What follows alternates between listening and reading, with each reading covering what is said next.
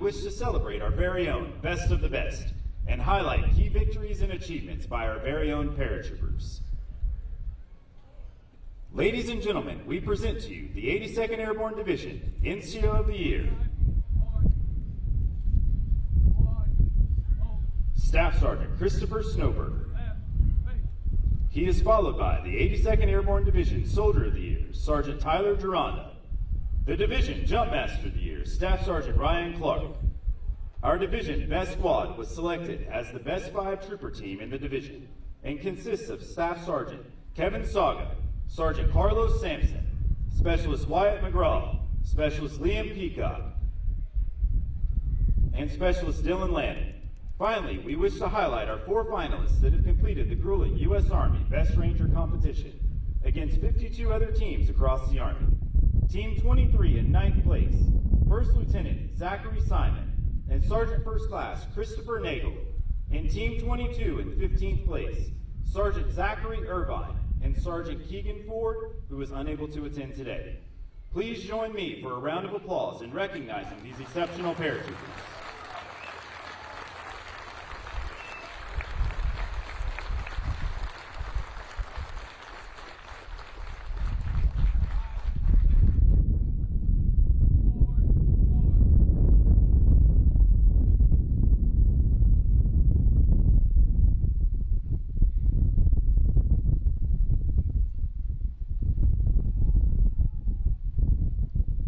This week, paratroopers competed in numerous events as individuals or teams. The dust has now settled and a clear winner has emerged. Ladies and gentlemen, after a grueling week filled with tremendous shows of strength, speed, mental toughness, and resilience, this year, the overall Best Battalion All-American Week 2025 is 1st Battalion 325 Airborne Infantry Regiment, 2nd Brigade Combat Team, Red Falcons.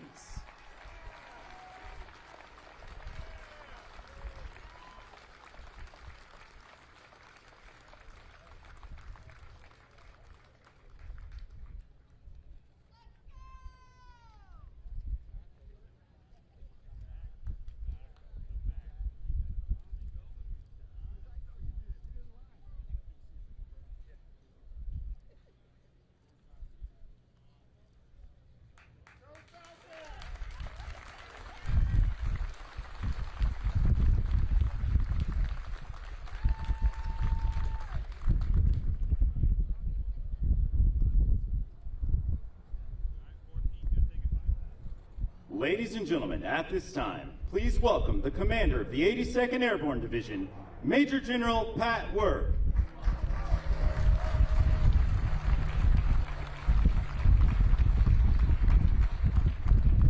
Paratroopers, rest, flex your knees, shake it out. We'll square you away here in a moment. Ladies and gentlemen, thank you for joining us today. You honor these extraordinary paratroopers in America's 1st Airborne Division with your attendance, and we're grateful. All right, paratroopers, square yourselves away. These free men and women on the field before us, these paratroopers, are a national treasure, unmatched by anything on the planet. They are the nation's birds of prey in the Maroon Berets. They strike from the skies. They're ready to go anywhere in the world in 18 hours, defeat any enemy, complete any mission, and dominate any drop zone. And I respect you for it. For Command Sergeant Major Della Pena and I, it's an extraordinary privilege to stand in the airborne phalanx with you. And it's also a tremendous privilege for us to welcome our distinguished guest and the reviewing official today, our 29th Secretary of Defense. So Secretary Hegseth, sir, welcome to the 82nd, welcome to All-American Week, and welcome to Fort Bragg, what many of us refer to as the center of the universe. We look forward to your remarks. Airborne, sir.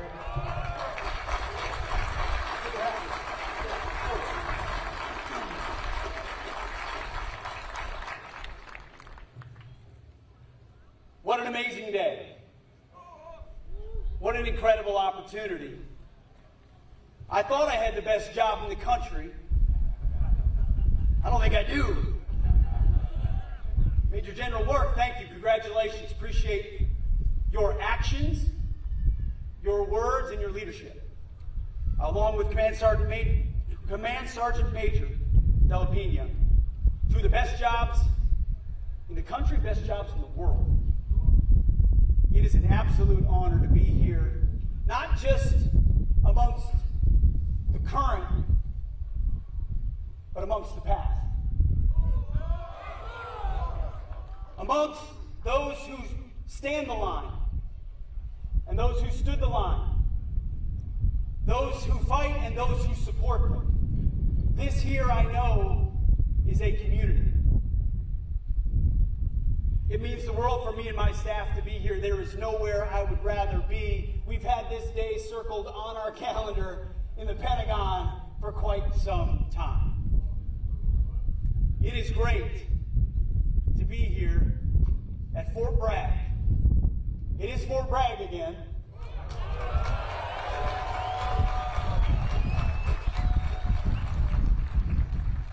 You know, there's nothing wrong with liberty. Give me liberty or give me death. I love it. But give me Fort Bragg every day of the week.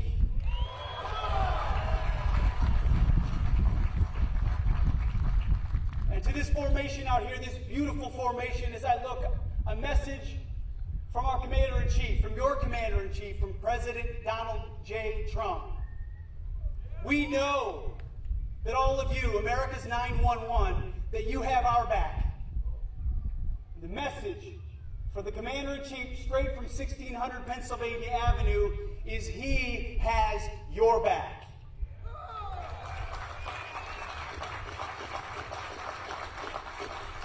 I get a chance to watch it every day. In the Oval Office, on foreign trips, wherever he is laser focused on putting America and Americans first and ensuring peace through strength. So as you train, as you prepare, as you are the tip of the spear, know that you are serving under a Commander-in-Chief who has your interests in mind with every decision that he makes. Now, one of those decisions he made was choosing a Secretary of Defense. And you know, some folks out there, we got some of our friends in the fake news media are here. Some of them said, critics might say, you can't choose an Army major to be the Secretary of Defense. It has to be, well, one of our many distinguished generals, or congressmen, or business leaders, or corporate leaders. There's many incredible Americans. One of the critiques was, we need somebody that can think strategically, big picture. We can't have a guy who thinks like the troops. To which I say, hell yeah, we can have a guy that thinks like the troops.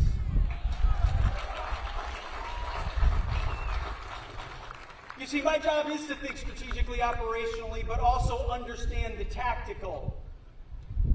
I have stood not that long ago in a formation like this one.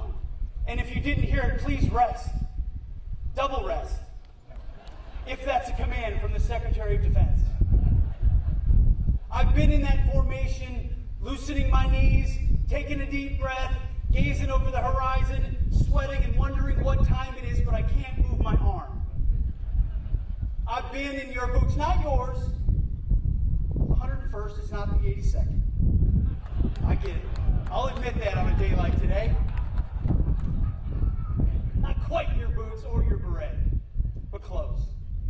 And so as I thought about this speech, I have an amazing staff. A wonderful staff and a great speech writing team. And they put together a binder of 27 pages. I mean, it's like the Gettysburg Address meets the State of the Union. Churchill meets Reagan. But then I thought, wait, the last thing I want, if I'm standing in formation, is a 27-page speech. So I will spare you that today. The old-timers appreciate that one, because they can sound that off. I recognize, in many ways, many of the aspirations, thoughts, anxieties, fears dreams that you have standing in formation, you and your families. My job is to stay focused on you and our warfighters every single day. So my message today is simple, and on behalf of the President, we're going to bring it back to the basics. The basics, sir, that you talk so much about, that the 82nd Airborne is focused on.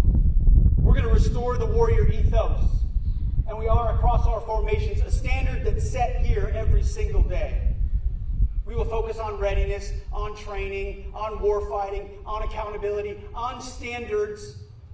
Black, white, male, female, doesn't matter. We're going to be colorblind and merit-based warfighters, just like you are here in the 82nd Airborne. We're also taking care of our people. It's not just training, it's not just beans and bullets, it's families. It's historic investment in barracks and housing, in health care, and yes, in pay. There's a big increase coming for E1 to E4. Also, I've got a bit of an announcement today that might be of interest to this community. For the first time in 25 years, here at the Secretary of Defense, through the Secretary of the Army, we are increasing jump pay.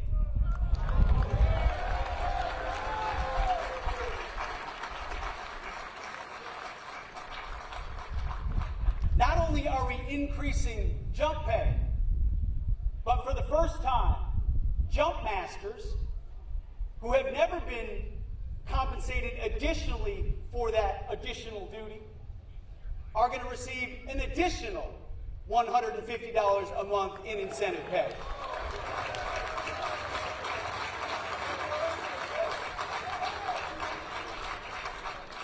So here's to our paratroopers, our jump masters, who do the difficult things in difficult places that most Americans can never imagine. But I want you to know, inside the corridors of the Pentagon, you are on our mind. With the decisions that we make in budgets, in planning, in deployments, in orders, in reorganizations, we have you and your families in mind. We're also going to rebuild our military. President Trump is committed to historic investments inside our formations. Our promise to you is that when the 82nd Airborne is deployed, if we have to call 911 for America's response force, you will be equipped better than any other fighting force in the world. You should never enter and will never enter under President Trump's watch a fair fight. That's my promise to you. We will rebuild this military.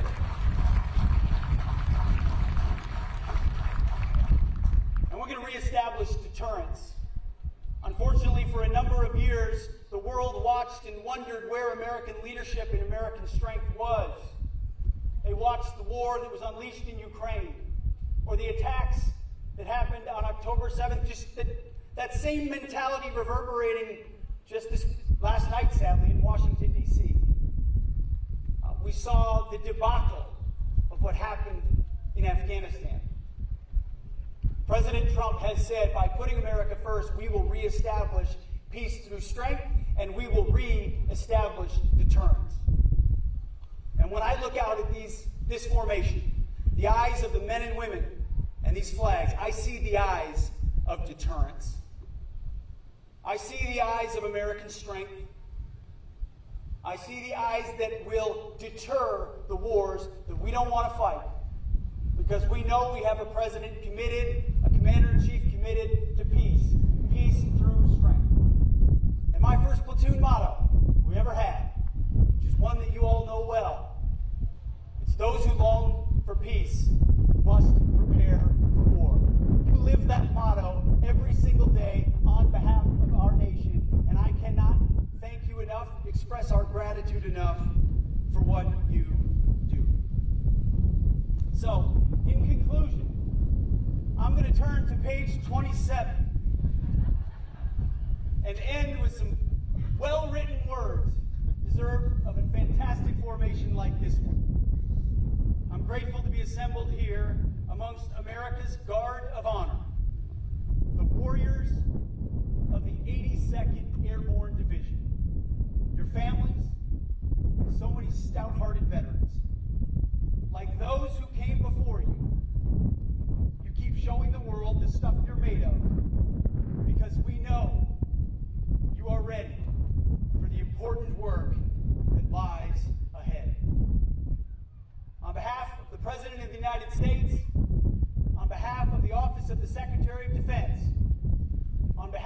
grateful nation. Godspeed to all of you. God bless the United States of America. And airborne.